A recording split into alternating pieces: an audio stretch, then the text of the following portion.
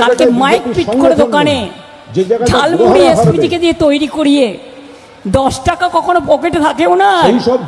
কত নাটক! নির্বাচনের সময় গুহাতে গিয়ে বসে থাকেন, কখনো নির্বাচনের সময় বলে আমি চায়ওয়ালা, 10 টাকা বের করে ঝালমুড়ি খাচ্ছে।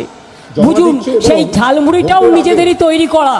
আর যদি তৈরি করা না হবে তাহলে দোকানে ক্যামেরা ফিট আগের থেকে ছিল কি করে জিজ্ঞেস করুন। সব নাটক মানুষ বোঝে না। কালকে মাইক পিট করে দোকানে ঝালমুড়ি এসপিটিকে দিয়ে তৈরি করিয়ে 10 টাকা কখনো পকেটে থাকেও না। কত নাটক!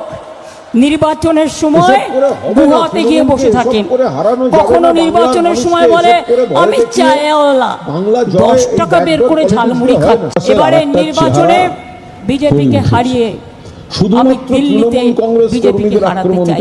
দেখেছেন পরশুদিন হারিয়ে দিয়েছি লোকসভায় আমরা, কি করে হারালাম? এবং কেউ কেউ কোন কোন জায়গাতে অভিযোগ আসছে মহিলা বিল পাস হয়ে গেছে 2023 সালে, 25 সেপ্টেম্বর। মহিলাদের জন্য নোটিফিকেশন করেনি, সামনে রেখেছে মহিলা, পেছনে ছিল ময়লা। ডিলিমিটেশন করার নামে বাংলা ভাগ করা, দেশ ভাগ করা আর এনআরসি করা। অত বোকা আমরা বুঝি। ধর্মের কল বাতাসে নড়ে।